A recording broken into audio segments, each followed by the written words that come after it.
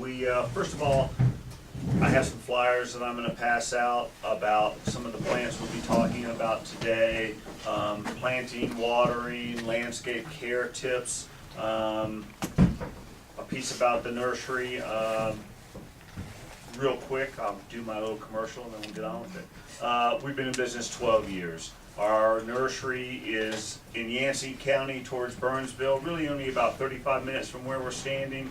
Like David said, we specialize in seed-grown native azaleas, rhododendron, but we do have over 100 species of native shrubs. Same with perennials, a few small ornamental trees. As of this spring, we have a little retail garden shop that we have just opened up last Saturday. So up until now, we've done a little bit of retail, but we'd be happy to see any or all of you Monday through Saturday. So please come up and see us. We too have a newsletter that we email out. We only do it about 5 times a year. I, of course, meant to bring an email sign-up sheet, but sitting on my desk. But you can do that at our website. So what we like to do, in the way when we talked a few weeks ago, worked very well, is that we expect this really to be a back and forth as much as anything else. So please, as we go along, if you have any questions or you have something to add, because I know there's going to be some people in this room that know some stuff that we don't know, please feel free to speak up. I'm gonna let's go ahead and get this stuff. If I don't have enough, take one and pass it around. I do have plenty of business cards. I'd be happy to email you a copy. Some of this stuff, these plant lists we've been working on just recently, and they're a work in progress, but we'll have all of this stuff posted on our website. One of those are going to shortly. And like I said, I have plenty of business cards. My friend Lee Duggar, Lee and I, as of this spring, will be working together in helping people that are looking for some outside help in design for their homes or their businesses, utilizing native plants in a sustainable model.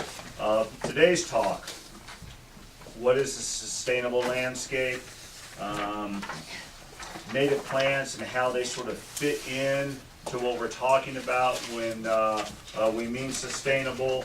And then I'm going to turn it over to Lee, and Lee, being the design expert, and certainly knows more than I do when it comes to that, will be telling you little aspects of sustainable design.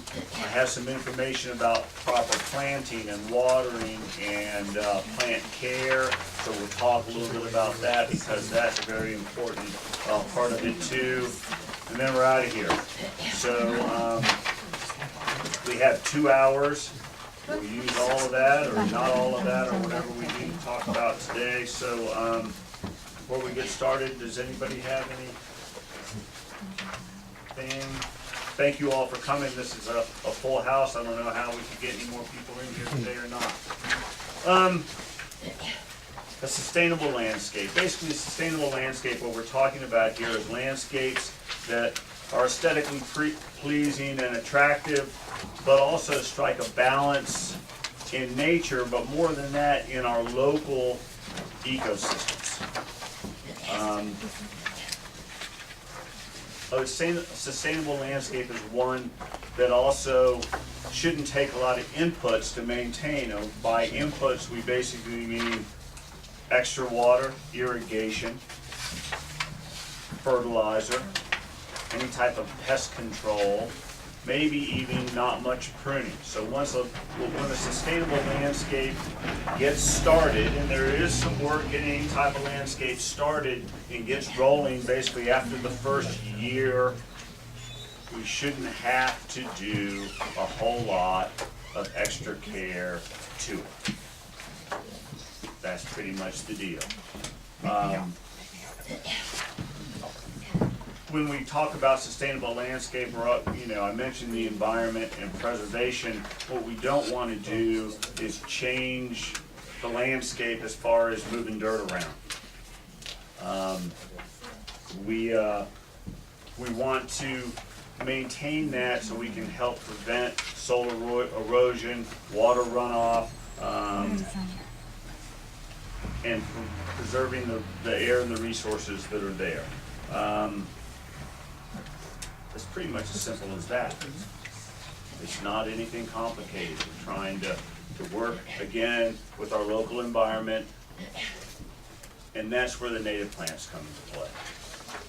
I think, from my perspective, and please bear in mind that I'm the native plant guy, if you're talking about sustainable landscaping, and you use plants other than regionally native plants, you're almost defeating the purpose here.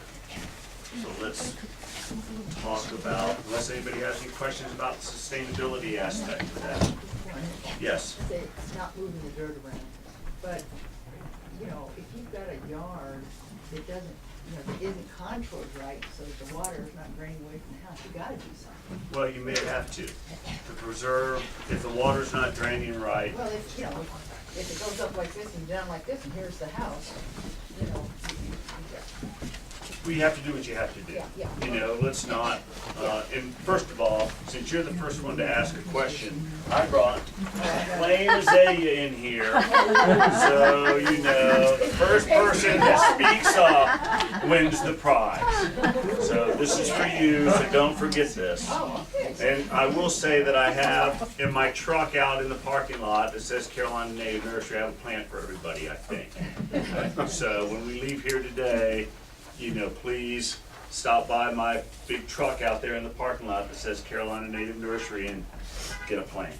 I don't know if I brought enough, but I think I did. So anyway, you know, yeah, with new construction and so on, you know, the house itself has caused a disturbance you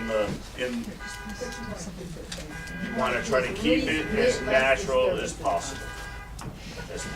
But with the house, you know, you're gonna end up having to move the water a little bit or things like that. Well, if it's a 50-year-old house, you can have it, Sure. Anybody else? Native plants. Why are native plants so important? I'm gonna sit down if you don't mind. You know, I'm standing up a lot, so if you can't hear me, I'll be happy to stand up again. First of all, native plants have evolved in the area where they are.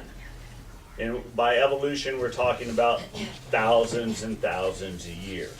So when they evolve in a spot on our globe, they're used to the soil, the fertility in the soil, the regular rainfall, the sun, you know, talking on a latitude wise that comes and goes. So they're best evolved for what we deal with in the climate that they're in. Native plants are environmentally friendly. And what we mean by that more than anything else, they've evolved in the soil. They shouldn't, once established, need any extra fertilizer. Now there may be an insect or two that eat on them a little bit, but those bugs have evolved with those plants. So they might cause a little bit of damage, but chances are they're not going to be so detrimental that they're going to wipe those plants out. Consequently, you shouldn't have to be having to spray insecticides unless you just can't stand it. But really, if you let a few bugs eat those things, that's their natural thing. And the birds that are naturally there are going to eat those bugs anyway. They have natural predators, and it's the same thing with diseases. They evolve with any type of disease pressure that they may have. A healthy plant can defend itself, especially a native plant. So they've evolved in those areas. They can handle the sun, the rain, the cold. So their hardiness has already been approved by Mother Nature for the spot that they're growing in. It all, you know, this all makes rational sense to everybody, I'm sure. Native plants best promote biodiversity and the sustainability of that site. The bugs, the birds. I'm convinced that one of the reasons why we don't have as many birds or wildlife in our areas as we used to is because so much of the native landscape has been replaced by exotic plants. and we talked a lot about, I know some of you here were here a few weeks ago and we spoke about this at length. Plants that aren't from around here don't support the bug life that is from around here. The bug life supports the bird life. You know, 80 to 90% of birds feed their young strictly protein, which is basically bugs. In the springtime and early summer, when birds are raising their young, there are no seeds for them to eat. Protein comes from the bugs. Bugs eat specifically, for the most part, the native plants that they've evolved with. One of the reasons why the horticultural industry likes exotic plants is because plants from someplace else, for the most part, don't get eaten by the local bugs because they weren't raised that way. You know, they didn't evolve that way. So you promote the biodiversity by using the native plants. And if there's a native plant planted there, that's just the prevention of an exotic plant from getting planted in that spot.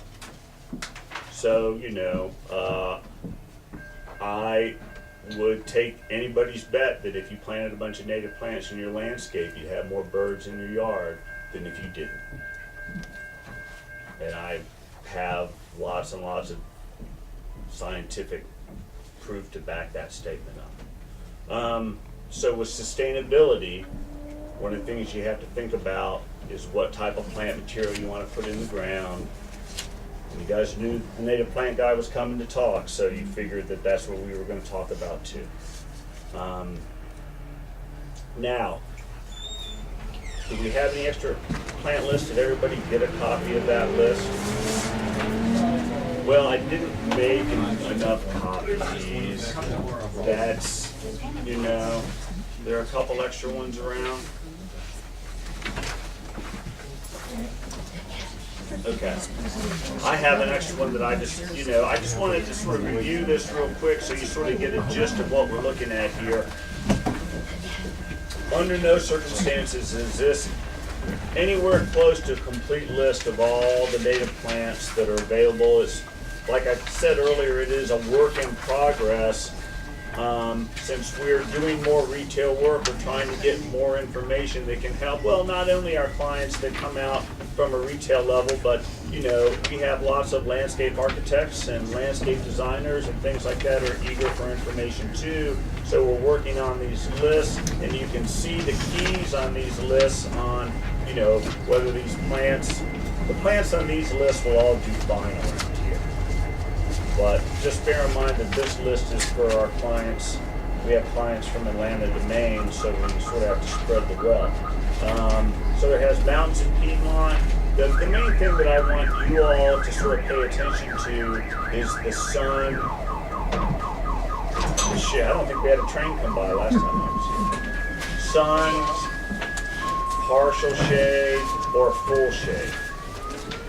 When you're thinking about the landscape at your house, that, you know, it's one of the things you really need to pay attention to, because if your house is in the woods and you buy plants that really need full sun, chances are they're going to survive, but they might not bloom and do the things and produce the fruit and do the things that you want that plant to do. Same thing with plants that are used to growing in the full shade. If you plant them in the full sun in July at 2 o'clock in the afternoon, they're not going to be very happy. Who is in July out in the full sun at 2 o'clock? But so plants that are used to the shade, and think about the East Coast of the United States. When Columbus came, it was only shade. You know, from Florida to Maine to the Mississippi River, it was covered with woods. So a lot of these plants are shade-loving plants that can do in partial sun too. Partial sun, basically, it can easily take the morning sun, maybe even the afternoon sun, but that 2 o'clock in the afternoon in July sun, they're not probably going to be very happy. And the other thing we have on our keys here are the moisture. You know, the main thing with things that need a lot of moisture or high demand moisture, even if they've been in the landscape for a while in the summertime, if it gets really dry, you really got to keep your eyes peeled on it. But if you had a home for a while or a piece of property for a while, after you sort of get an idea of areas that seem to be a little bit wetter than others. You know, just from walking around and paying attention, the grass is a little bit greener in one area, or the shrubs grow a little bit faster, or you walk out there and when it's really raining, it might even seem a little bit mushy. You know, there's areas that hold a little bit more water, where there's specific plants that do well there. The last thing that we're trying to build on these lists are the birds that they feed and support. You know, it's interesting that there's information out there, but it's highly scattered. And, you know, if you're very interested in feeding the birds, you know, if you're looking at books and things like that, the other thing I'd like you to be aware of is some bird authors are not plant people, so they sometimes put plants on their lists that are highly invasive. And birds are very good at spreading the seed. So what we have on these lists are shrubs, we have a perennial list, we have a few small trees. Like I said, these are in no ways complete lists of plants. You know, I thought that it might be smart to go through and sort of talk about all these plants, but there's way too many for us to talk about. But while we are talking about plants, do any of you all have any specific plant questions or plant issues that you'd like? Yes, ma'am? This year, for the first time, some of my perennials, including like my rosemary, came up, they don't look evergreen, they're just gray. Do I cut them all down, are they gone, or do I leave them? I would think that your rosemary is probably history. Mine is. Mine is. You know, any other rosemary deaths in the family? I thought that too, but then I saw some green on it. Well, I wouldn't pull it out yet. Should I cut it out, cut it down though and let it? What I would do in a case like that is, obviously, the outer rim is toast. I wouldn't make a big cut. I'd start and work my way in, looking for green wood. It will be obvious. You know, now if it's dead all the way to the ground, with rosemary, I don't think that's a good sign. But I think on anything like that, woody and rosemary is really almost a small shrub. If you think it's been burnt, either give it significant time, like into the summertime, you know, or work your way back from the tips, looking for the green wood, and you have an idea. For instance, I don't know, was it 5 or 6, 7 years ago that it froze and all the Japanese maples got blasted? Had a late spring. April freeze, because they had already leafed out. Well, now it killed some of them, but some of them just needed to be brought back significantly, and then they recovered. On the perennials and things like that, you know, Same thing with the rhododendrons? the rhododendron. No, rhododendron's a funny plant because when it's really cold, man, those things shrivel up and they really curl up hard. But then on a day like today, this morning everybody's was looking droopy. This afternoon they're not. Now, as we get into the spring, if they stay like that, you cut them back. And the thing which you'll see with rhododendron a lot of time on the stems, it'll be brown up here, and as you cut back, it'll get less brown and more green and less brown and more green. Well, you want to take it back till it's all the way green. And on the native rhododendron, you can actually practically cut them back to the ground. On the hybrid rhododendron, you never want to cut them all the way back to the ground. If you're trying to redo hybrid rhododendrons, you leave at least one branch with green leaves on it. You can cut all the rest of them back. It will come back from the bottom, and then you can take that last branch off. Yes, sir. Bill, what about some of these plants that have grown up in the forest normally? What about if you bring them into a subdivision where they have scraped away most of the topsoil and just left you mostly with clay? Can you just do some soil amendments right where you plant each one? What you would and want mulch, to do in that case with a native rhododendron, you can do a couple. Number one, you want to, if you're going to bring anything in to try to amend with, you want to just find leaf matter. You know, somebody who's got a forested lot or something like that, because the roots of the native rhododendrons and azaleas are all very shallow. They're pretty much growing in the leaf duct in the woods. So you wouldn't want to dig a hole. Those are really tough plants, and they're not very hard to move. The root ball is very flat, and that sort of makes it obvious on how far the roots are never going to go that way. In fact, very few plants that grow naturally in western North Carolina have a deep root system. So the shade, if you put them in the sun, they're going to struggle. They'll survive. What I would tell you to do would be cut them back hard, you know, because they're very, very tough. Anybody else on plants? Yes, ma'am. Are there any natives that are good for soil erosion? To hold the soil, you know, that's sort of tough because not a lot of our natives, but a few are like stoloniferous. In other words, come back from spread by the root system. The best thing to try to prevent is, well, Lee probably can talk about that better than I, but you know, a lot of people, if you plant plants and mulch them well, the mulch will help hold the soil about as well as anything. Do you have any? Well, it's a process to restore that. You know, if you've had a slope that's been cut and all the vegetation's gone, then, I mean, it took a while to have that rooted and forested, so it's gonna take a while to replenish that. So it's not an instantaneous one plant kind of solution, but planting, getting root systems established back, and then mulching is sort of where you start on that. Does that answer your question somewhat? Do you have any suggestion of something that establishes roots? I have a hillside that's just kind of losing it. You know. There are some ground covers that will spread native things, but a lot of it is small trees, shrubs, you know, fibrous rooting some, but I guess it'll be more of a combination of plantings than it is one specific species. Okay. Ivy is not native. No. Let me just say that. What is Even if you plant a tiny little sprig of ivy on a big bank. Don't be horrible tempted to erosion. fall in that trap. Oh, gosh. Yeah. Well, it is, English ivy is a highly invasive plant, so that wouldn't be something that there was another question in. How do you tell native from non-native rhododendrons if you aren't the one to have planted them? Well, interesting you said that. You know, and I don't want to really go off on a tangent, but I got a couple books at the nursery, and across the face of the globe, there are literally thousands. In China alone, there's over 10,000 species rhododendron.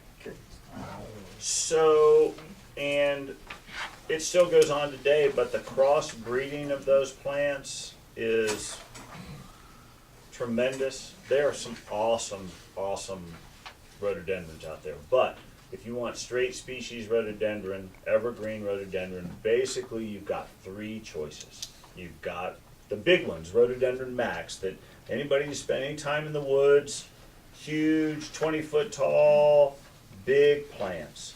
The second option is Catawba rhododendron. If anybody's been on Roan Mountain or Craggy, it's a smaller leaf, smaller plant, and actually some of the most popular hybrid rhododendrons, Roseum elegans, English Roseum, Nova Zembla. The grandmother of those plants is the Catawba rhododendron, you know, and there are some instances where those selections are a little bit better choice, but the Catawba rhododendron, the rhododendron maximum, the big one, the Rose Bay, and then there's another one called a Carolina rhododendron, which is a little bit tougher plant to grow in the landscape. It's got a smaller leaf. The leaf has a fragrance to it. It's a little bit darker green. I like it. It's just harder to grow, but you know, really the rhododendron maximum, the big rhodey, Rose Bay, that's sort of the tried and true. And it can go around here, it can grow in the sun, it can grow in the shade, it can grow in partial shade. I mean, it's just one tough plant. Do those have seasons, or someone told me, I don't know if that's true, that they have a peak, they peak every so many years You mean in their life cycle, Yeah. or? with the flowering? I think they flower every other year. I think that, although they're around here all the time, I don't think it's like all the Appalachian Mountains flower at one time, but I think those plants are not consistent, gonna have a great flower year in and year out. I think some years are better than others. I don't know why, but just in my observation, because we're seed collectors too, since we grow from seeds, so there can be seed there, and then if there's not seed there, well, usually they just didn't bloom because they're very late spring, early summer bloomer. But it's not a predictable No, every, no, not like a hybrid would be. The hybrid, they've been bred to bloom. And if we were in that business and we had one of those that was really special and nobody else did, and we called it Lee's rhododendron, well, every Lee's rhododendron would come from that plant. Every one would be a clone, so everyone would act the same and have the same characteristics. Any named variety like that is a clone, grown from a cutting, grown from tissue, which is, grown from individual cells or anything like that. So, a couple more and then we'll go on to some design. Dogwoods, in my neighborhood, they're all a minimum of 25 to 30 years old. Most of them have that anthracnose. And so Diane, I noticed you have dogwood on here, so your small trees, Florida dogwood. Are there any natives that are resistant? There are. Because And nobody they- wants to plant them Well, until we're sure that the disease is gone. They have done some significant work, please correct me if I'm wrong, but UT, University of Tennessee, has done some significant work looking in nature for dogwoods that have a natural resistance to the anthracnose. Appalachian Spring, Matt, you know any of those? Appalachian Spring, there's just a few. They are hard to find because they're grown from clones. But the other thing with the anthracnose is, if the tree is, you see older trees that start to get it, younger trees that are healthy have a better resistance. Like, if you're healthy and something comes along, disease or, a virus or a cold, you got a much better chance of resisting that sucker than somebody who isn't as healthy. And the plants are the exact same way. So as those plants get older and more mature, they can't fight it off, and it's coming all the time. So there are some plants that are coming out in the market, and that's what the plant industry does. When something comes through and a disease like that, probably for some sort of climatic reason, because the climate is changing, takes a foot, our industry works very hard at finding a way or finding plants that are naturally resistant, like the Chestnut Foundation's doing with the American chestnut, trying to find a way to defeat that problem and move on. There was one more question, and then we'll go to some I design. have 5 rhododendrons. I don't know if they're native. Uh-huh. I thought I did tell the landscaper that I wanted native back 6 years ago. Uh-huh. Okay, but I was looking to create a screen. I have a mixture of others, and they're pretty, if they're in the shade, they're very thin. The ones that are thick is the ones that get some sun. Mm-hmm. Is there any native rhododendron that get thick in the shade? Well, the shadier it is, the thinner the plants are probably going to be. What I would recommend in a case like that, where you want the plants to be thicker, 2 things. After they bloom, when the bloom is starting to fade, if you go out and take your thumb and snap the old bloom off, it's going to cause it to branch. or if they're not blooming and there's still new growth or new buds trying to come out of the end there, if you'll break those off, and it really, I mean, they snap right off. It's not something you need to have, and they will pop. That will cause branching and allow you to make the plants be thicker, but without knowing the density of the shade, you know, that's always gonna make your, plants, be leggier. Okay? Yeah, okay, so there is no magic rhododendron or? No, there's no magic, And like I said, without knowing exactly what you're dealing with, it's hard to make a judgment call on that. We'll have plenty of time to answer more questions, but I want to turn the floor over to Lee to talk about some, well, whatever, design fundamentals. Right. Hey, I'm Lee Duggar, and I just want to talk to y'all about the process basically you go through doing design work. And when I graduated from Auburn, my first stint was on the Gulf Coast of Alabama, Florida. And when I came out of college, it was ornamentals, and yeah, if there's a native tree, those will do great here. And over time, as I've been in the business, I started realizing that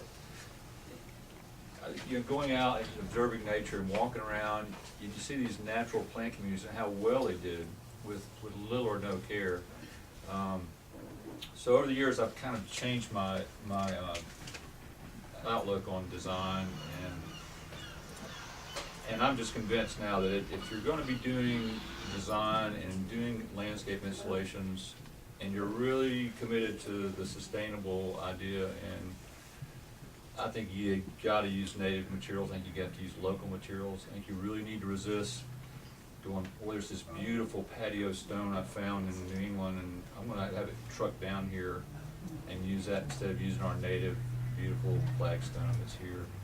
I mean, it's certainly you have that option to do, but so that's where I'm at now with the design process, and what I do.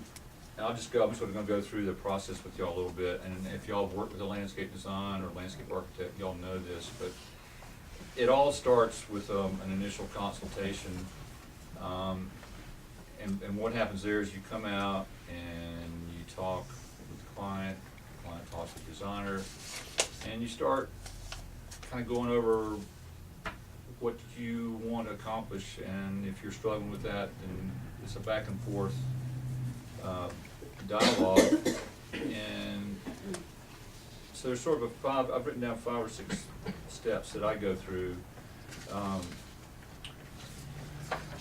and the first thing you start with is if you have a survey or a plot plan, you take that and you develop your base, and that should have dimensions of lengths of property lines. It should have existing residences, any utilities. If it's a good survey, it'll have all that on there, and that really helps as you start to develop a scale drawing. And all the drawings I do, I try and work on a working scale so that they're mostly plan view drawings,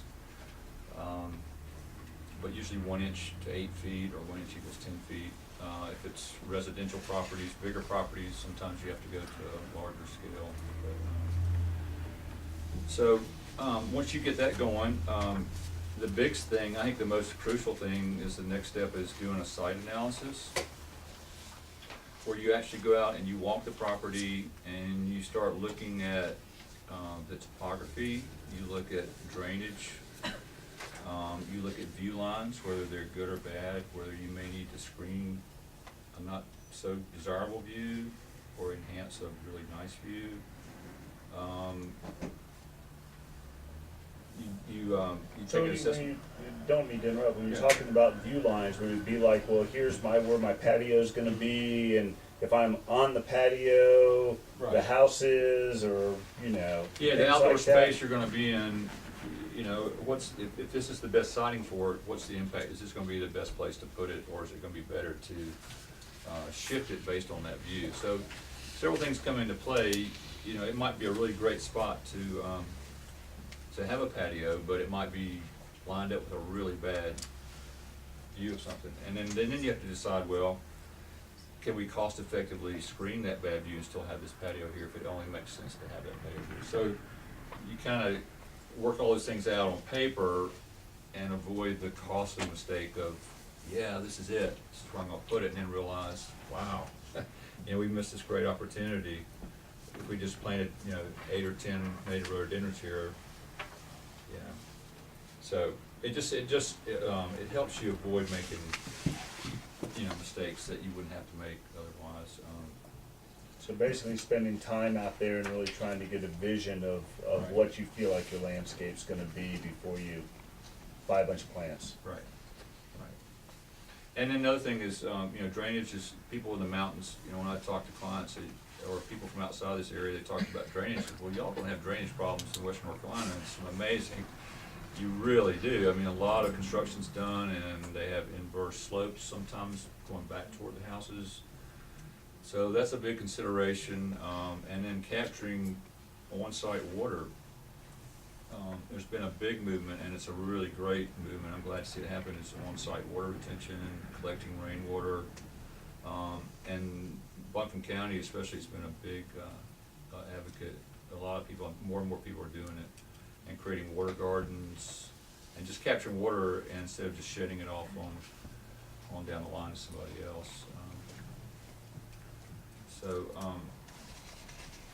So basically, after the site analysis, you get that information. You do, another thing that's important is you do an inventory of existing plant material and existing dominant features of trees, rock outcroppings, streams, whatever it may be. Each property is going to be different, but you get that inventory, and it really helps as you move to the next forward phase of designing, of what plants are here, what plants I know from experience will work with those existing plants to enhance it, or if during construction there's been some damage from grading and whatnot, which is a real common challenge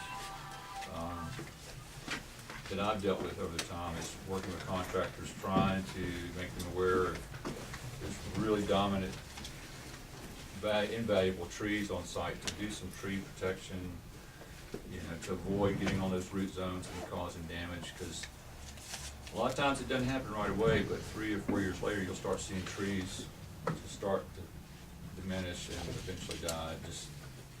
It takes a couple of years, but then that next year, it's just like, boom, they're gone. And what Lee means about tree protection and new construction sites, if you have a big, beautiful tree that you want to protect from the construction guys, you have to really go out and put up physical barriers that they can't knock down. Although they will try. A couple stakes and a rope is not good enough. Yeah. I mean, because what happens when you run equipment over big tree roots is trees are shallow rooted, except for a few. And when you run pickup trucks and bulldozers and things like that, you're damaging the roots, but more than anything else, you're compressing the soil to the point where the natural filtration of the water and everything else isn't going to happen, and it's going to cause root death. And the basic rule of thumb on a tree standing in a pasture, if you walk from the trunk to below the drip line of the tree, you're looking up and you can look straight up and you see the tips of the branches. The roots of that tree are 2.5 times the drip line. So if you've walked 15 paces, you're gonna, make it easier on myself. If you walk 10 paces, you can walk out another 25 and you'll be at the end of the drip line, the root system of that tree. And what will happen with the big tree is, when it's pouring down rain, we go stand underneath the big tree. If it's lightning, we shouldn't. But if it's pouring down rain, we do, because we can stay dry underneath there. Well, because of that, the feeder roots aren't there. The feeder roots are out there, almost outside the drip line. So in tree protection, I don't know if anybody's about to build a new house or anything like that, if you want to really protect those trees, you should have somebody come out there and practically build a fence as far out from that sucker as they can. So when the lumber guys come, they don't dump the 2x4s underneath the tree, or the guys aren't parking their trucks underneath the tree or anything like that. So when he talks about tree protection, man, it's the roots. Don't worry about them hitting the thing. It's the roots that you want to protect, and the more of that root area that you can protect, the better off that sucker's gonna be. And, you know, you can't replace any tree with really a trunk over about that big. Well, you can, but that's another story. But the bigger tree that you try to put in your yard, the chances of the survival go down dramatically. So I didn't mean to interrupt, but that's tree protection is protecting the roots, not the trunk. I'm gonna pass out a few little, production, these plans I've done over the years, just to kind of give you an idea of the scale drawings I'm talking about. And I'll start some of these out, pass them around. Just to give you an idea, some of them, what I call conceptual plans, where a client just wants to help figure out spaces, not get into specific planting names, but evergreen screen for privacy, perennial garden, vegetable garden, parking relationships, walk relationships to and from a house. Without getting into detailed specifications, a lot of landscape architects I've worked with in the past do that, and it's essential for bidding, to do bidding by, because if the drawings aren't detailed and when the contractor's gonna bid on, it all has to be the same, and all the plants, materials have to be specified. And that way the clients are getting a true estimate for construction. For the conceptual plan, some clients are either gonna do the work themselves, or they just want some basic knowledge, and they don't wanna pay for the extension of getting into a full master plan with specs. So basically what's happened on the design process, we've gone from the plot plan, we've done our site analysis, we talked with clients about how they want, what their likes, dislikes, how they envision outdoor spaces, what they perceive, they need entertaining areas, seating, vegetable garden, and then the next step is to on paper, start locating those areas and kind of create the outdoor spaces and the relationships from inside, outside. And then the finals, once the plans are finished, then it's, you get estimates, you figure out what the prices are gonna be, and then you do the construction and build. So that's kind of how the process I go through, and we do it all. I think it's important, and I think it saves money in the long run to go through that process. If you're thinking about investing in doing landscape work, if it's well thought out and there's a good relationship and a really good communication back and forth, you can come up with really solid, good, well thought out designs that are gonna add value. They're gonna make where you live and spend a lot of your time much more enjoyable and functional and aesthetically pleasing. So that's been my experience through the years. I've seen people not do that, and they have some really good components, and some things work really well, and then some things, like, gosh, I wish I hadn't planted this plant here, it's overgrown. And, but I think also going back, it really ties in with the whole native plant idea is that people want to be outside and enjoy nature, and they want to, I think, have it come more into their area, their property, and they don't want to spend time pruning and mowing and fertilizing and spraying. And I just think this is the future and where it needs to go. So.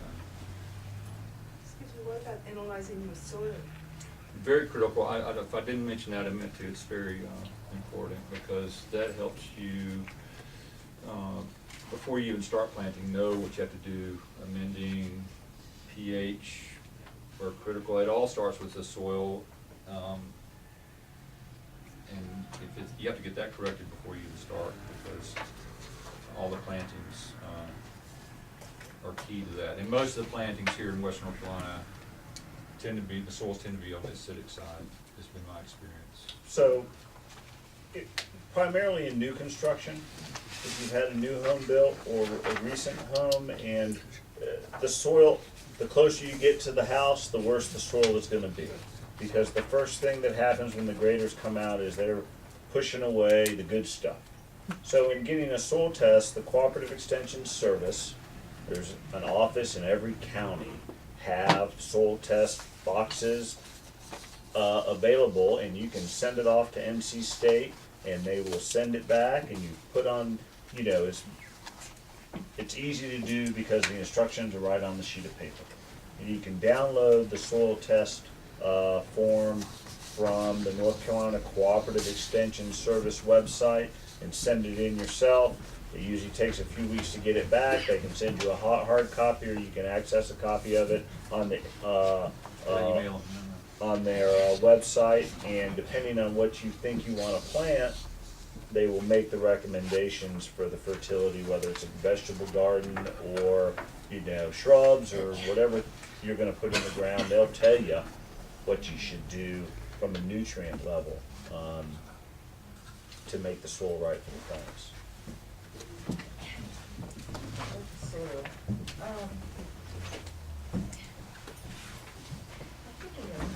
We talked about insects and birds, but what about the voles and all that kind of stuff? Do they prefer different soils, different plants? I mean, if you plant certain things in there, will you have less of those guys? I think they're looking for bugs, has been my experience. They're looking for bugs. They're looking for grubs. And is that any kind of, can you ameliorate that problem a little bit with what kind of plants you put in, or is that they're all gonna have I the don't same know. thing? You know, if you've got a bowl problem, Yeah. you're in trouble. You know, I mean, I hate to, you know, it's a difficult problem to solve. You know, just a couple things, don't use pine needle mulch, which isn't as popular here as it is in Charlotte. Everybody uses pine needles. It's light, it's very easy for them to tunnel. You know,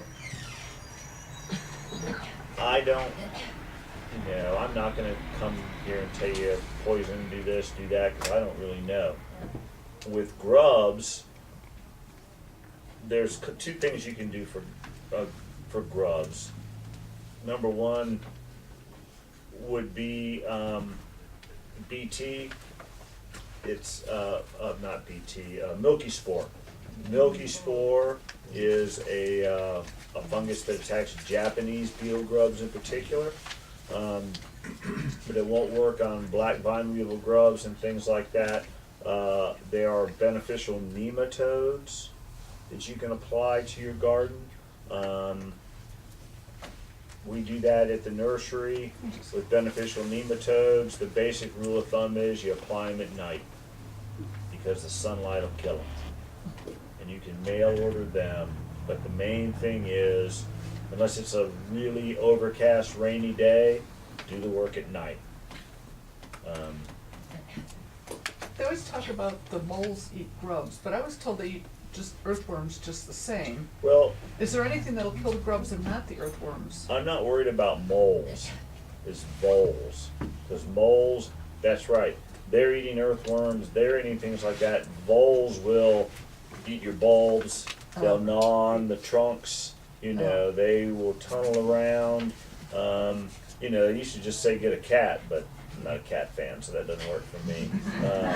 So I don't have a good answer for you on the vole problem.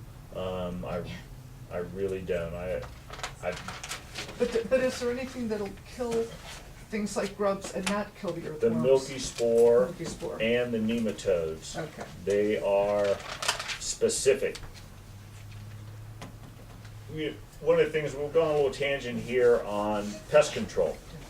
Well, I just wondered if it was, you know, if the plant life made a difference, but I guess it doesn't. I think like anything else, they probably have their favorites.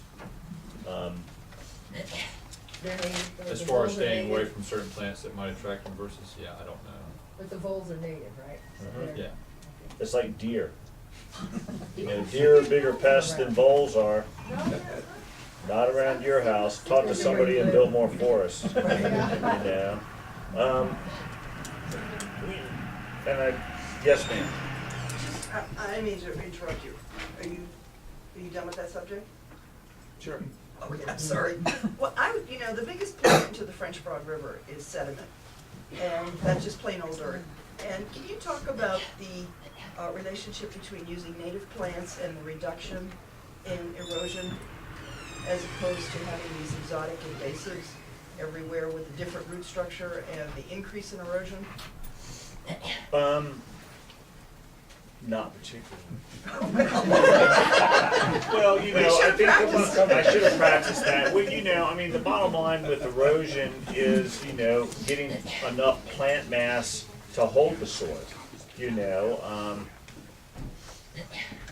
the native plants that evolved in the French Broad River Valley, I would think would be the #1 choice, mainly because they should do the best in colonizing and holding the soil. Not that there's not some invasive stuff that does a great job too, but we don't want to plant that stuff because it displaces, you know, not only the plants but the wildlife habitat. You know, any stand of exotic invasives is not good for the bugs and the birds. Period. You know, you know, I think more than anything else, fescue grass. Fescue grass is an exotic invasive plant. Fescue grass covers more turf area, you know, that's not covered by the woods than anything. You know, doesn't do a good job of holding back the water. It's shallow rooted. But I like the lawn too, man. I'm a lawn, you know, I was in the lawn care business for 10 years before I did this, but, you know, the more turf that you can replace with landscape and, you know, think of leaf matter as natural mulch that allows for better filtration of the water, less runoff, you know, is almost like a natural berm. So the more landscaping without the grass that you can do, the better off you can, you know, there are native grasses, but they're not like they're not a lawn grass. They certainly aren't. Matt, would you want to add anything to that part of the conversation? You put me on the spot. No, well, you know, you have some ideas, I'm sure. There isn't a native alternative to lawn. Right. Yeah. I mean, there's Appalachian sedge, which kind of has that look, but it's got to be in the shade, and it's very, very picky. Mhm. It's beautiful when you see a stand of it. But no, I mean, I'm on the same vein as you are, that reducing grass, and what I try to do is reduce designated lawn is a much different thing than just lawn by default. Right. And that's what we see a lot of with new construction especially. Well, where I can't afford to put plants, I'm going to put lawn. Yep. And, you know, with that being said, I can't afford plants, but I'm gonna put in lawn. In the long run, the maintenance of a lawn is gonna cost far more than the plants. Initially, maybe not, but a lawn is not sustainable without chemical input.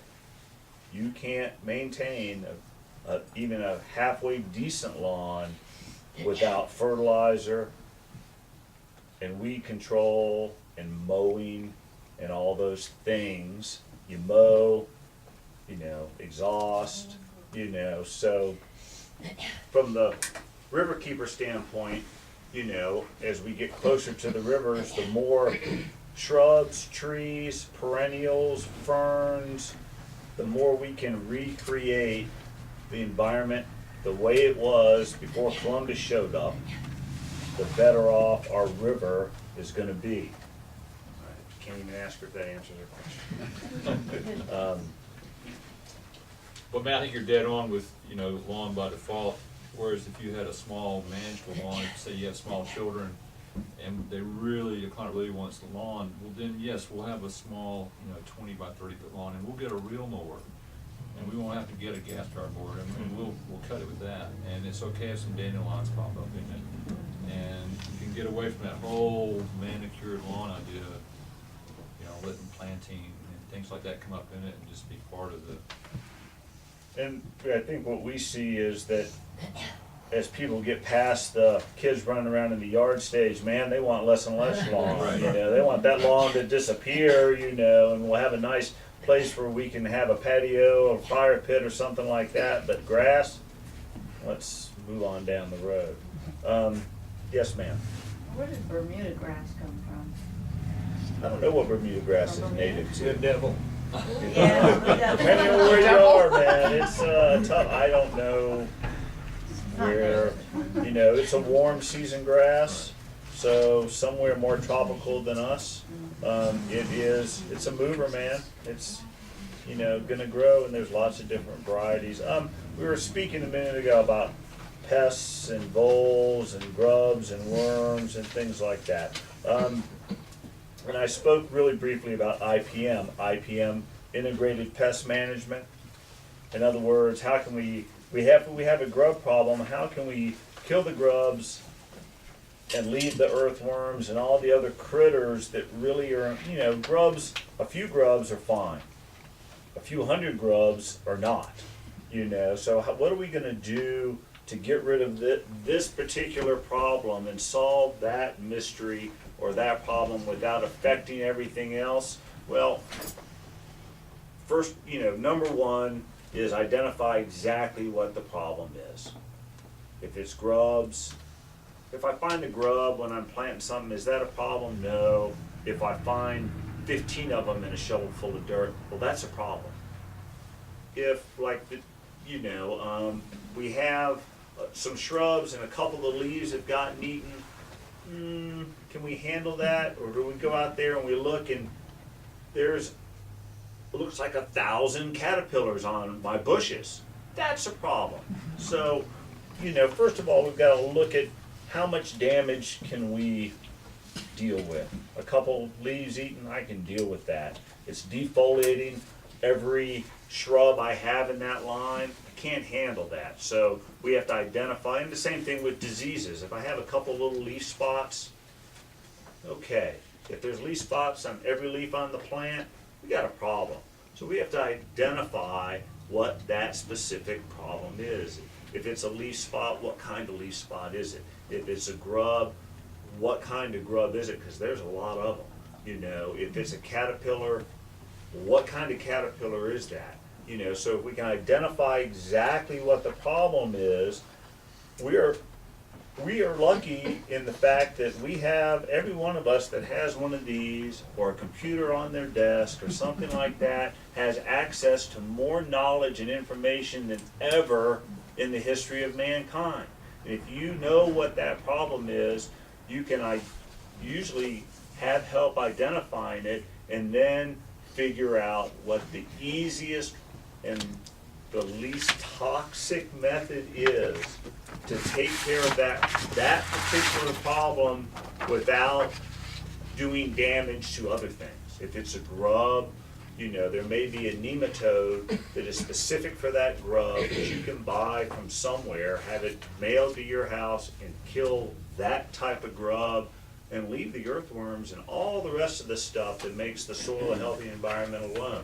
If it's a disease, there may be something as simple as taking your little sprayer and putting 2 squirts of Palmolive dishwashing detergent in there, shaking it up and spraying that and protecting the new growth or killing the bug. There are lots and lots of things at our fingertips if we take the time to specifically identify the problem and then manage that problem, and not just take the easy way out and go down to the store and buy the stuff off the shelf that's a fungicide that lists 50,000 things that it's going to kill, because now that is going to work, but it's going to do things you probably don't need to have done. And there are things on the shelves at the store that are much more specific too. and the toxicity level is much less. So take a little bit more time, identify the problem, and then there are plenty of resources available to all of us to try to tackle that problem and that problem alone, and don't cause more problems down the road. That's a very sustainable method of pest control that is, you know, there are lots of really nice products on the shelves these days to take care of them, and we have the knowledge of the world right here at our fingertips if we just take our time and use it. And that IPM, integrated pest management, that's a term that's been bandied around in our industry for decades now, but it's available to all of us and not just to professionals. Let me sort of diverge a little. Yes, sir? Bill, we have a kind of a typical suburban kind of house with a full sun front yard, and the power lines go along the border of our yard, along the street. And we had a maple tree there that every few years they would just cut the top out of it, it just was dead as nothing, so we took it down. We do want to make a vegetable garden up in part of it, because it is our best sun. But we'd like to do some plantings along there, under the power lines and around other places in the yard that won't get up high enough to have to be dealt with by the crews that come along. You got suggestions for that, or just? Red bud tree? Yeah. Red bud trees, you know, for two things. Number one, they're easy to train to go like that, you know, and they're, you know, a signature plant for the springtime, you know, and dogwoods too, you know. Service berries get a little bit taller, you know, but they're beautiful bloomers, and you can eat the fruit, you know, so, and there are lots of birds. If you can beat the birds. So, you know, there are some smaller trees, and they'll do just fine in the sunshine too. I'm a redbud fan. Yeah, just to plug redbuds again, they're a great form, but they're also in the pea family, and so they fix nitrogen in the soil. They don't take the shade, won't they? They're an edge species, so they'd rather prefer to be right on the edge of the woods, but they'll take full sun. I've got a couple amongst oaks and poplars, blue poplars. That's what I've. And I didn't even realize they were red buds until the spring after I bought my house. Because they were so tall. You just wouldn't recognize them. They did. There they are. And they're tough, they are tough. I've seen 15-foot redbud trees in a 1-gallon can, like this big. You know, they're crazy tough. I think, you know, unless anybody has questions, I want to talk a little bit about proper planting, proper watering. You know, we talked a little bit about pest control. So I handed out sheets, and all this information is available on our website too. So, you know, if you've taken the time to really look at your property and drawn out some plans and gotten some measurements and you figured out what type of plants you want to plant, you know, now you've gone out and you bought some stuff and you're ready to put it in the ground. The main thing I want to enforce when you're planting your own stuff in the ground is don't dig the holes too deep. Don't dig the holes too deep. The death of plants is digging a hole, dropping that sucker in there, and covering it up. You know. So, a couple things to bear in mind. No matter what you get, whether it's in a pot that's this big or in a pot that's this big, the top of that soil line in that pot, when it goes in the ground, needs to be, the top of the soil line in that pot needs to be above the soil line in your yard. The bottom of that pot, or balled and burlap plant, or whatever, when you dig that hole, never dig the hole deeper than that pot. The reason being is if you do that, I don't care what you put in there. Number one, the roots they don't want to go down there. Number two, the whole thing is going to sink. And you're going to end up, you started here, you dug too deep there, within a month, you're gonna be here. So planting stuff too deep is the kiss of death. Something that I have encountered since moving to the mountains is, I know the rule about digging not too deeply, but is there a simple way to figure out how to do that when you're digging a hole on a hill? Because if you're on a slope. If you're digging a hole on a hill, Because if it's not deep enough, then the whole front of the plant is sticking say, out. here's the top of your root ball. And your slope goes like this. The bottom line is, on the bottom side, it's hanging out.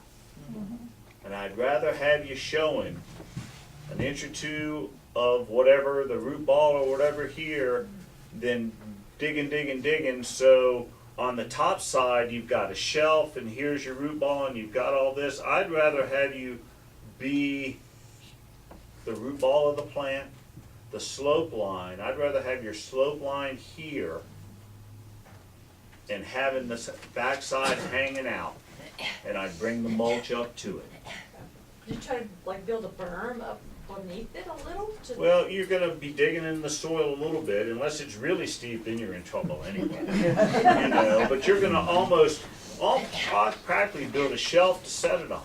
Okay. I mean, you wanna have it down in there a little bit, because you don't want it to go away, but you still, what you don't want is the slope to come down, and then there's a shelf here, because it's gonna fill up on top and end up covering the top of the root ball. Real quick, let me finish on the root, don't dig too deep. I don't care how far you dig that way.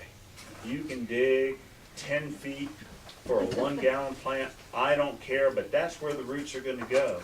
Twice as big is, Twice as big is good. yeah. But the roots, everything around here, except for a few isolated trees, the roots are in the top 3 or 4 inches of the soil, period. So if you get something in a pot, say you buy a tree that's in a pot this big and it's this deep, well, take your shovel and cut some inches right off the bottom of that sucker. Just go ahead, because those roots are going to come anyway. So and bear in mind of that when you're digging the hole, but go ahead and take your shovel and chop that right off. And on the roots around the pot, if it's really, really tough, and like root bound, stick your fingers in there and go to town. Don't think you need, so I'm gonna, especially the bigger they are in shrubs, pull, if you cut roots in a plant, it releases growth hormones and makes it grow. It says, we gotta go. So if you just pull it out of the pot and stick it in the ground, chances are that plant isn't grown, so the roots are right there at that side and they're ready to keep going. You need to make sure that you don't have roots going in a circle with rhododendrons and azaleas and things like that. You don't get that because the roots are so fine that you don't see that circling root thing. So you need to do something to stimulate the root growth. And when you prune, it's like pruning a tree, we've all done it. We've cut something and it starts growing. Well, the roots are the same exact way. So. Have that sort of follow your erosion is the point as far as I can imagine, where the rain is going to finish. It doesn't accumulate any water with the rain because it's just going to slide off. And you have part of that on the side not collecting any water. Mulch. So we've dug the hole right, we've cut the roots off, we've gone in there and done more than you thought you should have done because I told you to, and you've planted it and the root ball is a little bit ahead. Well, the very next step, and if you don't do this, you're probably wasting your time. You got to mulch that sucker. You got to cover up, because think about the forest, think about the leaves falling and that nice blanket of mulch that's in the woods. We're all from around here, man. We've all been in the woods one time or another, well, that's just natural mulch. Well, we want that in our shrub beds too. And we don't want a half inch. I want 2 or 3 inches. I don't want 5 inches. I want 2 or 3 inches of mulch covering. We talked about the drip line of a tree.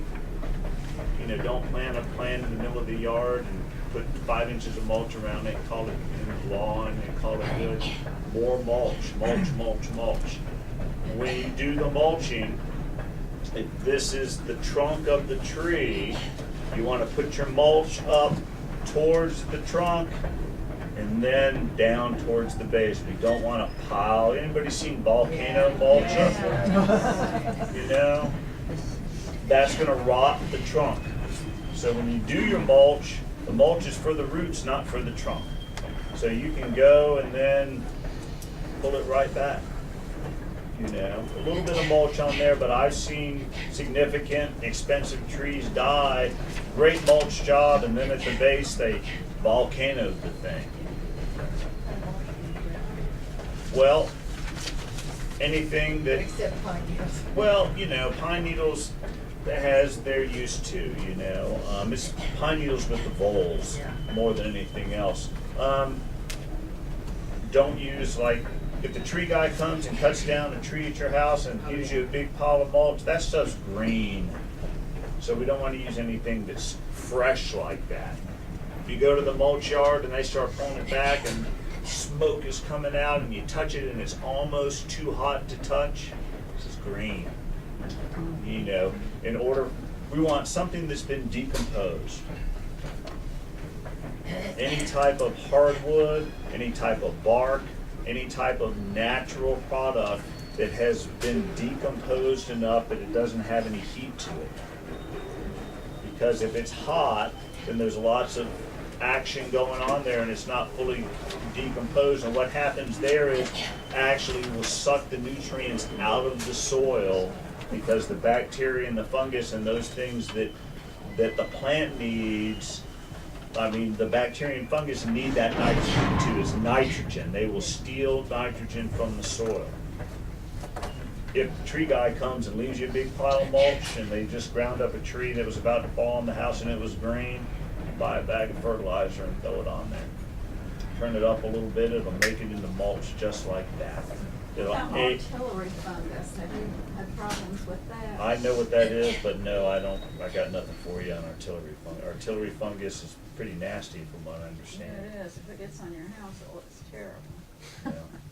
Like little black bobby pin heads all over everything. You Uh, can't scrape them off. You can't I bleach would them think off. that if you had that problem, there would be some sort of fungicide that would help. It hasn't seemed to be, but it does come from the hardwood mall. It may, and I've heard of on occasion of that, but I don't think that is like a common problem whatsoever. You know, Somebody said pine bark mulch won't do that. maybe not. In my career, I've always used pine. I've noticed with hardwood, I mean, they're now combining hardwood and pine, which is probably a nice, good to get the color. But, yeah, pine has always worked a lot better. I know, I've seen hardwood when there's a lot of foot traffic on it too, that it'll get really compacted and then hot, really dry. I think it does a good job of insulating, but it almost gets where it's impermeable. Like I've seen water sort of shed off of it instead of getting down through it. Are there ground covers that you can use that'll work like mulch? Well, ground cover is a living plant, so to an extent, yes, but they're gotta need something that, you know, they're gonna work to hold the soil, but they're not gonna add back. That's what mulch does. As it decomposes over a period of time, it helps build the soil up. We talked about planting. Everybody's straight on the planting gig. Don't dig too deep, plant high. Mulching, mulch good, watering. Around here, when you plant stuff in the spring, just plan on watering those things through the summertime. Plan on it. Now, you know, some of you might even have irrigation systems. If you're on a new landscape, you know, the basic rule of thumb on watering is water the heck out of stuff maybe once a week, maybe twice a week, you know, but what I tell people is they plant a couple plants, and hopefully I don't offend anybody, but go out there with a hose with a beer or a glass of wine and just soak them all down till it's gone. You know, whatever your beverage of choice is, you can take a Coke or whatever, but, you know, just take your time. You can't squirt it with the hose and go voila. Yes, So if you ma'am. have several trees, do you need a glass of wine for each one? Well, you know, that would be a personal decision more than anything else, but, you know, the bottom line is, I'd rather have you go out there and really soak them down. Soak them down.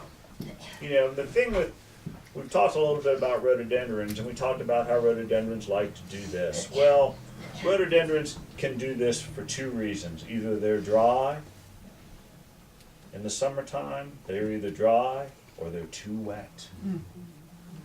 They're too wet. And if it gets this because they're too wet, it's over. You know, so if you've mulched and you have been trying to practice good watering practices, and, you know, if it's really hot out, things might look a little wilty. Well, before you get the hose out and go get another glass of wine, play around in the mulch, stick your finger in there, play around a little bit, and if it seems moist, the mulch does, you're probably in pretty good shape. You know, vegetables are different, annuals are different. Those are, you know, we're not talking about those. We're talking about perennials, shrubs, trees. You know, less is more on the watering. Plus, water is a resource. Now, if you plant shrubs and trees in the spring and you've made them and you worked hard that first summer and really taken your time and watered and drank a lot of wine and beer and had a good time, chances are the next spring you're not going to have to do that. Because those things, they've rooted in the spring and the summer they've survived. Well, that next fall they have gone to town growing roots. Plants store their carbohydrates in the root system in the fall.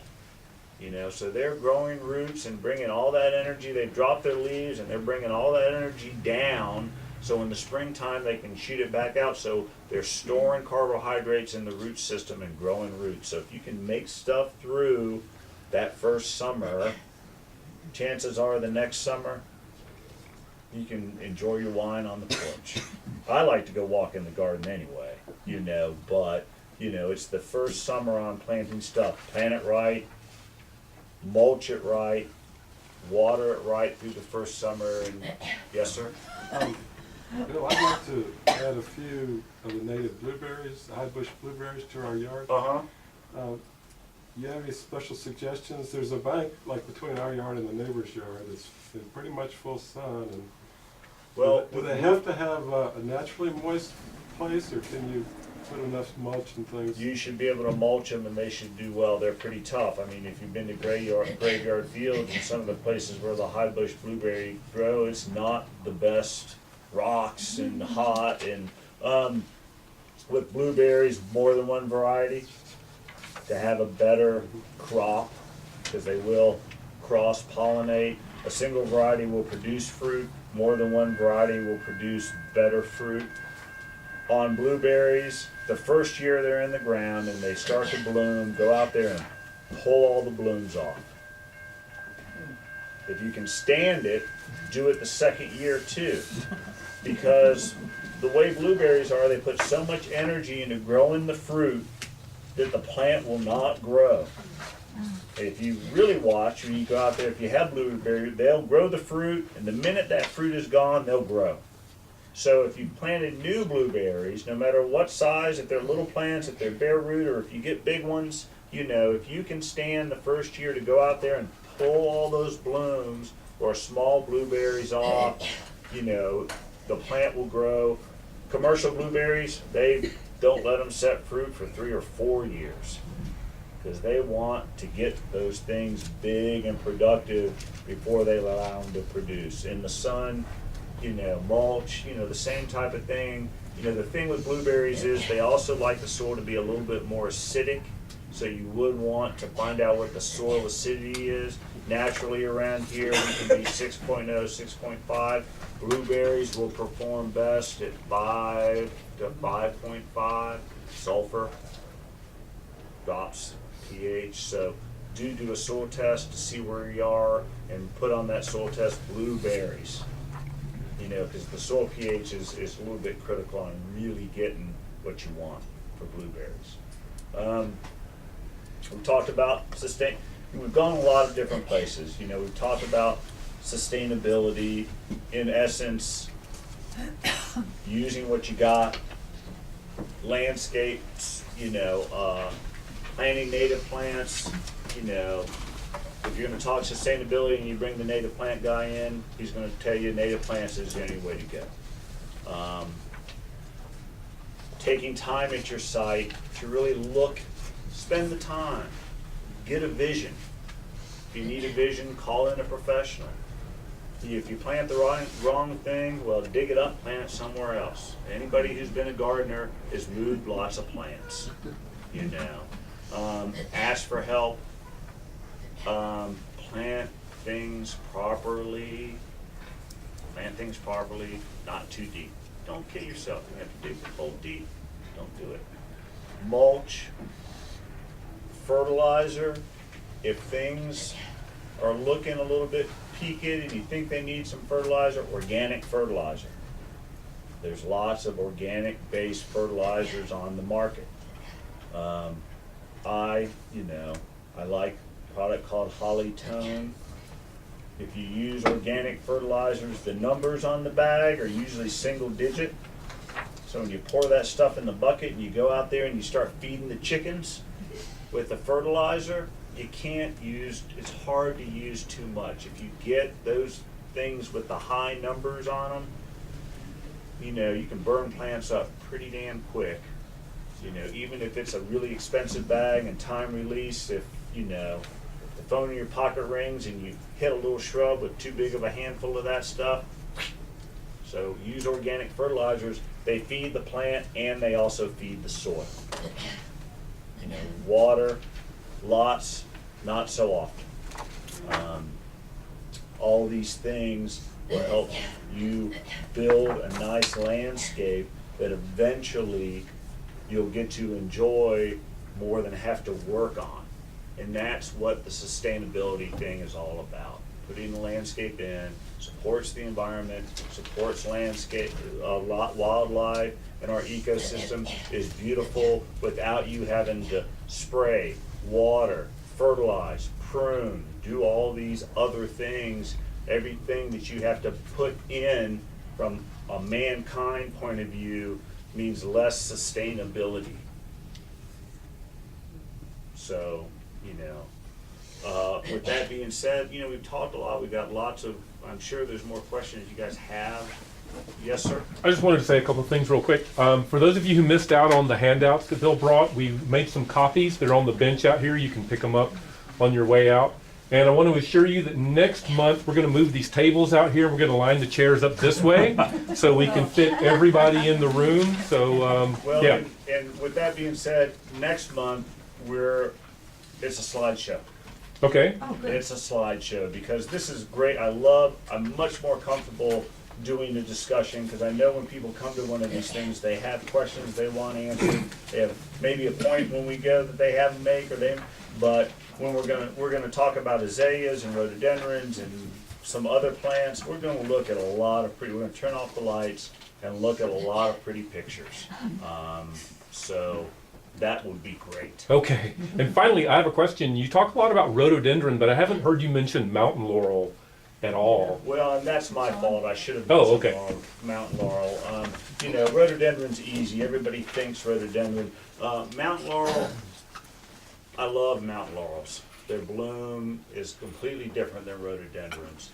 The one caveat about mountain laurels is, with rhododendrons, we talked about hybrids, there's lots of different colors and lots of different kinds. Word to the wise on the hybrid mountain laurels, they're more difficult from a gardener's point of view to keep alive. They have got to be planted high. They cannot be planted in the sun. If they get dry, they are history, you know. The hybrids, and if you go down to one of the garden centers, they're gonna have a lot of them, and if you're a good gardener and you've had success with rhododendrons and those things, the bloom on some of their hybrid, the mountain laurel hybrids are between two native mountain laurels. Between what we have here, the Calmia latifolia and the Calmia angustifolia, which is more of a northern or smaller type of laurel. They can be spectacular plants. They just ain't easy. So if you have confidence in yourself, try them. I have some at my house. They were planted before I was there, and they're planted on the slope so they drain. They're beautiful, absolutely beautiful. On the chart, it didn't have any birds next to the Well- mountain laurels, is that? My chart is a work in progress. I have a young lady who's new with us, and she's been working on that for the last couple days, and you know, for some reason, it's more and more difficult. There's not as much information. I sat in a whole day-long seminar at the Audubon Society in Charlotte a couple weeks ago, and it's a work in progress. It's a work in progress. I'm going back again to your raising when you, I understand, I always heard that you should plant with the bowl above the, in the situation, if you just planted one in the fall, and here we got -1 Fahrenheit in the winter, with those exposed, I know you put mulch, would that mulch be enough to protect the roots on the top of that? Should be. It should be. And if it's, put it this way, if it's hardy to this region, it should be able to stand having its roots frozen. Oh, really? Because this isn't the first time that it's been that cold. You know, you talk to anybody who's really been here, living here for a long time, they got stories, it was -30 for 2 months, you know. So they have times where the ground freezes. You know, I have plants at the nursery in pots, sitting outside, man, and they stay frozen, and Especially if they're grown here, too, that's a big I've difference. been taking the ones from last week, bring my garage, I'm waiting for it to warm a few days. I don't have to do that every week. they'll be all right. I mean, those little ones that we had, you know, those azaleas are really tough. Oh, really? Yeah, really tough. Yes, He ma'am. said there were some trees, I think, or whatever, that have deeper roots than the. They have tap roots. And that's the oaks? The hickory. The hickory. And I was just some gonna say, other if you tap could rooted mention trees. The pines, definitely. The pines. Maple's not, they're shallow rooted, oaks, Pine or, And we're talking about, yeah, the taproot. Yeah. I thought oaks had taproot. I don't think so. Do you know? I have the black walnuts. uh-huh. They're wonderful, but I have a list, actually, that I will give you a copy. okay, because I can see where I the get asked that a azaleas, lot. the azaleas I used stop. to think, just from my observation, there's only 10 or 15, there's like 50 or so plants, some that I don't really would want to use, Yeah. but yeah, there are. I can see, because I had azaleas. and- But if you're trying to grow orchard or vegetables, the jug ones, even after you get rid of them, they'll stay in the soil for another year, you can't grow. Those, some crops you can't grow. I like that, yeah. A couple more questions and then maybe we'll call it a day. Yes, ma'am? Talking about the integrated pest management, Uh-huh. we grow organically with our two vet and across the street neighbors every spring, and we're buddies, so if we have a suggestion to give them, maybe you can, listen. Uh-huh. They spray for ants, and it smells like kind of pesticide, you don't want to have anything to do with it. Do you know of any suggestions we can make them do instead of spraying their yards with Well, pesticide? first of all, I would ask them, why are they spraying for ants? We don't have fire ants here, so there I wouldn't. think they're doing it because they don't, they're trying to keep the little domesticated. The house we Well, we all you live know, in now. my wife hates ants. She sees an ant and she wants to just go hog wild, but in the springtime, ants will swarm a little bit, and it's, you know, usually very short-lived, and they're coming after something, you know, Oh, but. no, some of us have ants all summer, no matter what we do. Right. But, you know, I just kill them as I can with my Right. dish rag and go on and live my life, but, You know, they're not hurting anything. no, I don't think so I either. know, but with your neighbors, I don't have anything for you on that one. Yeah, thank I'll you, though. be happy to tell you if I don't know. You have, yes, ma'am? What particular kinds of edible native plants might you recommend? You mentioned sarviceberry and blueberry. There's sarviceberry, there's blueberry, there's raspberry, there's blackberry, there's pawpaws, Mulberry? persimmons. People do things with elderberries. I'm not probably the best guy to answer. There is a Sandy Mush Herb Farm. Venture to their website and see what kind of lists they have. Yeah, and it sounds like this talk of yours is focused on shrubs and small trees rather than on the perennials and the, Did you get the annuals perennial and stuff. list? No, I didn't. Okay, well, there's a copy of that out there. Okay. You know, and that was probably my fault. Perennials are right in there too. You know, about the planting and all of that. There's lots and lots of native perennials. There's not so many, you know, when you think about attractive annuals, you're not thinking about native annuals, you know, pansies and impatiens and things like that. And I guess I don't plant things. Yeah, exactly, but the list is long and diverse for native perennials. Yeah, and you know anything about the Nashville breadroot?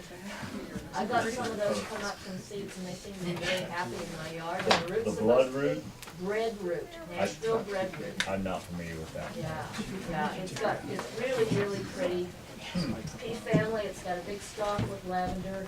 Breadroot? on it. I got it in a wildflower mix seed.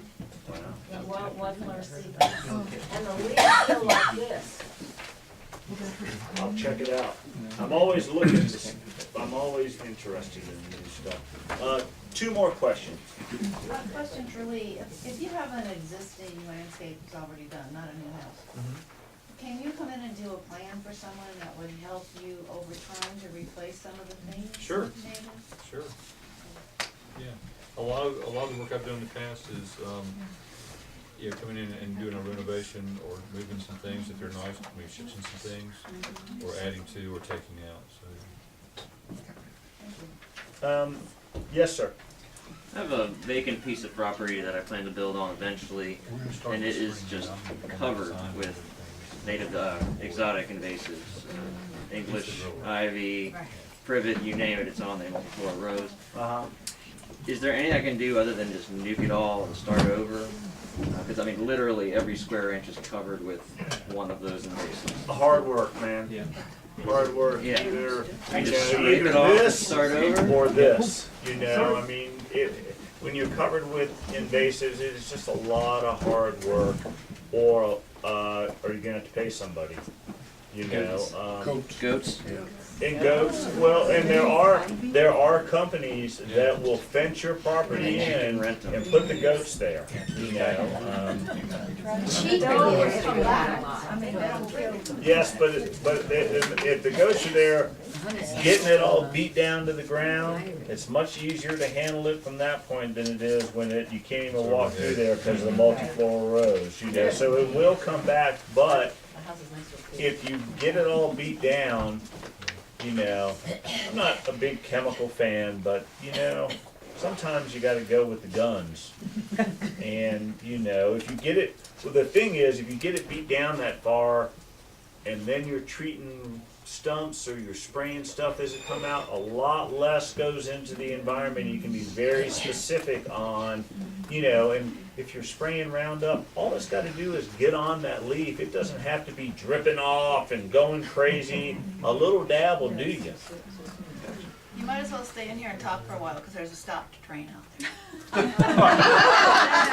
Well, since she said that, I do want to remind you guys that I do have a bunch of columbine that we grew from seed, and hopefully I have enough for everybody. I have business cards, Lee has business cards. We're at CarolinaNativeNursery.com. We're open for retail. We have myself and staff on site that pretty knowledgeable. I'd like to say, wholesale catalog even down there. We, I mean, there's a catalog, so you know it's there. we have a wholesale and a retail catalog. A long story short, when I started the company 12 years ago, our vision was to be a wholesale native plant nursery growing landscape quality big native shrubs.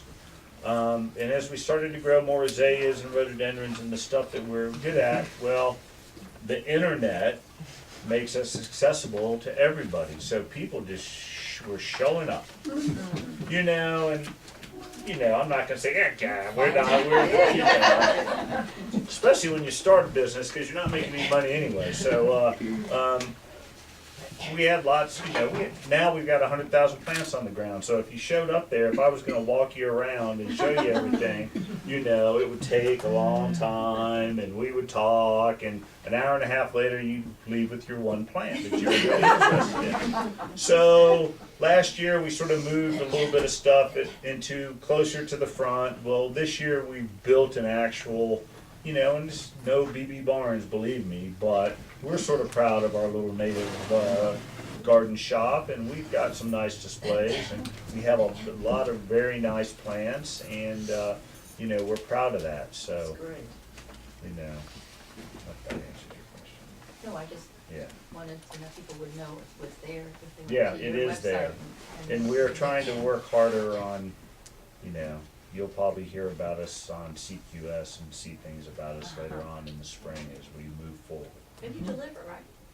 We Or not deliver make that for up? wholesale clients. We may, for a large order, you might be able to get us to deliver, but, the wholesale thing is what really gets us rolling. We'll see where the retail thing goes. We're happy to team up with Lee to offer some design services this spring, because we've had lots of people that have asked for some design services, and we thought that if we, brought things a little bit more in-house, and people that were really interested on strictly a native plant type of palette, as far as the plants are concerned, we do feel like that we have some knowledge that's very difficult to find.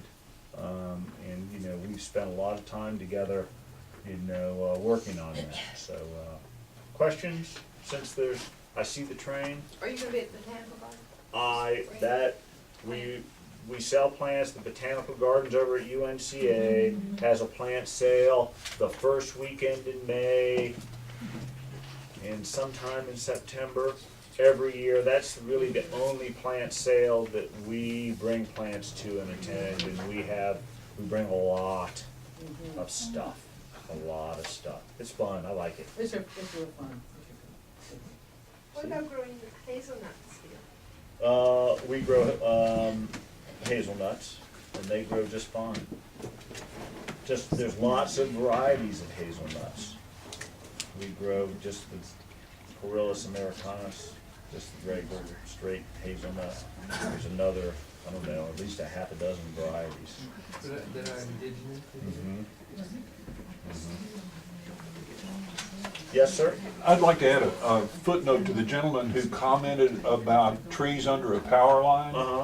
I'm a retired employee of an electric utility and not from here. I know nothing about fly ash. But there is an economic model that justifies a program called A Tree for a Tree. I don't know whether it's offered in this area, but if you have trees that are perennially pruned by those artists that work for the power company, you might have, and it's probably a better conversation to have when the truck isn't there about to do the cutting. Right. Yeah. But there is a good economic model for not revisiting a tree year after year after year to trim it. And in that regard, some power companies will provide for that tree to be taken to the ground and a replacement tree that won't reach the lines to be put in its place.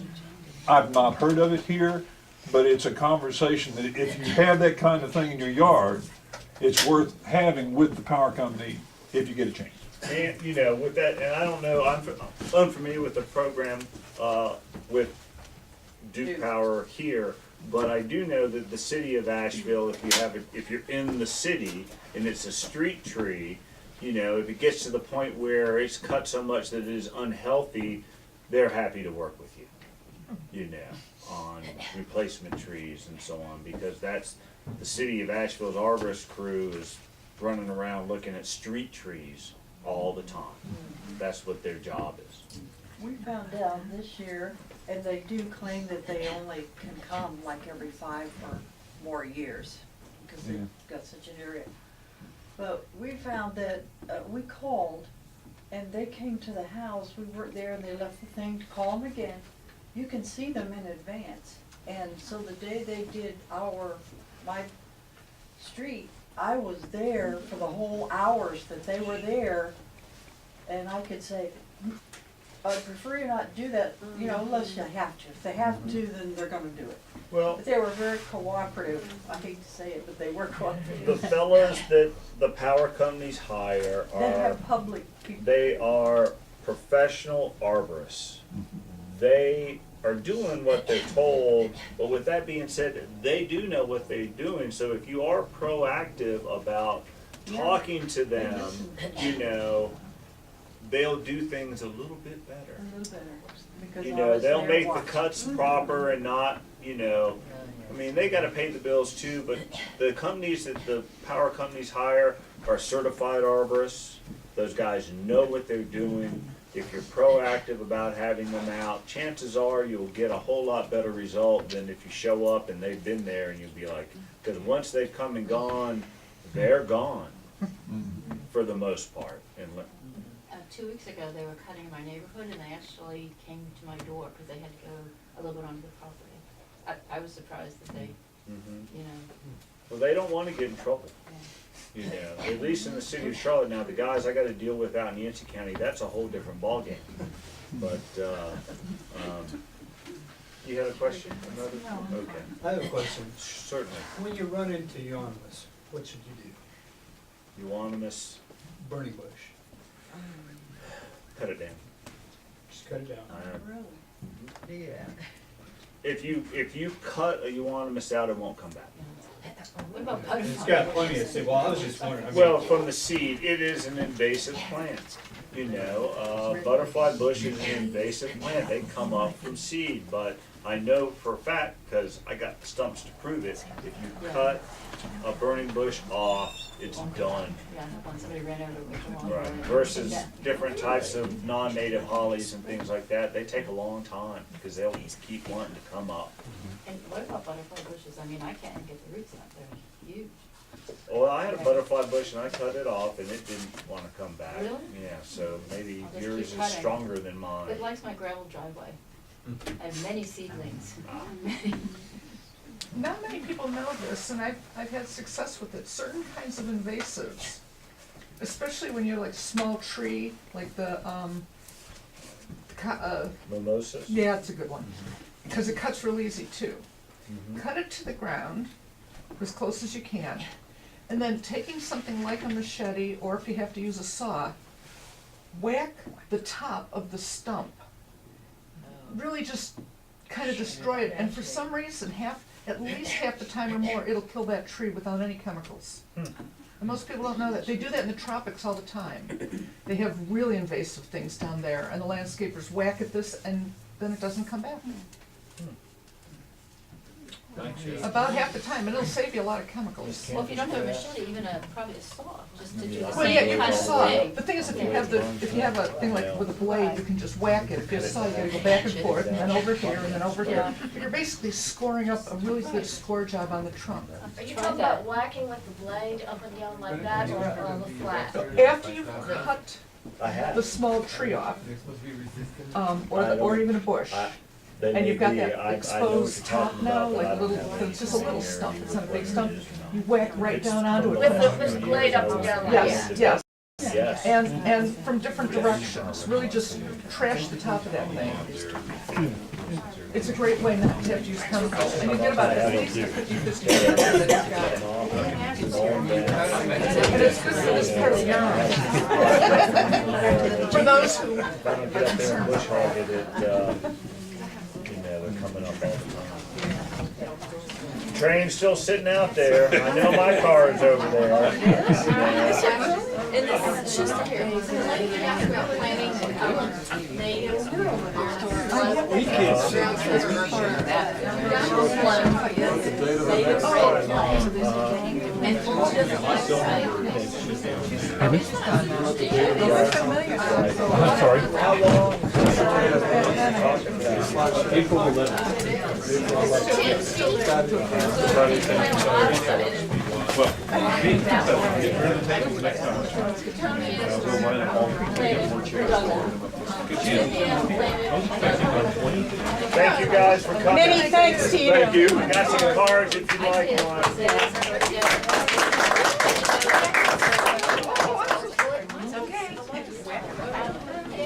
And so they circle, but now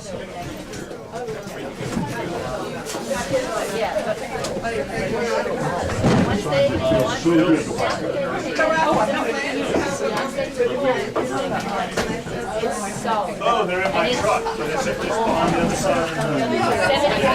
I know. And it's the same slope. I did work on. At the time, I didn't use them. And, yeah, right. It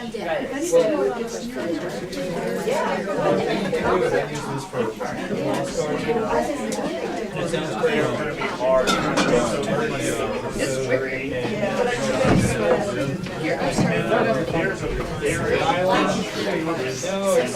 It's like it would be put up very much. Squares, Thank you. I don't know what kind it is. very cheap. You just put it over there and all the stations.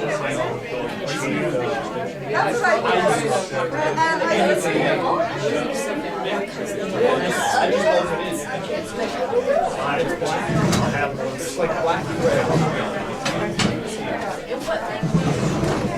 I just whatever's in there, I'll pick up twigs. We have a nice rock. It depends on where it is. It is. What's I use the cross garden.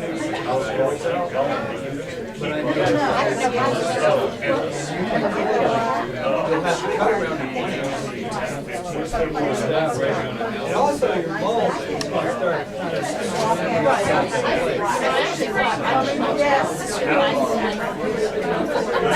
From the wheelbarrow, I remember that, it was years ago. Once it's been in place for a while, so the next year, you can go and just, you know, forge it off, burn it off. I don't know how many plants that much. Like if you're planting